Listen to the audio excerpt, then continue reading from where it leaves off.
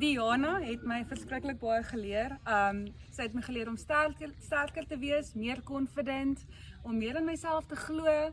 The wound that was open into my heart, it's now closed because of her. I had so much fun. Like, I feel like being an airplane again. You are so amazing. I'm a proud woman. I believe in myself. Everything is gone. Now looking forward. I'm strengthened, I'm strong, and I'm happy and I'm relieved. Once you put confidence on something, the thing what you have appointed, you are winning. Baie dankie aan Diana.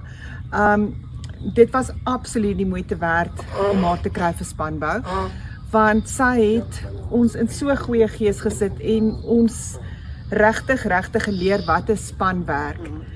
En ons gaan van hier af net lekker saamwerk en altyd onthou wat sy ons geleer het.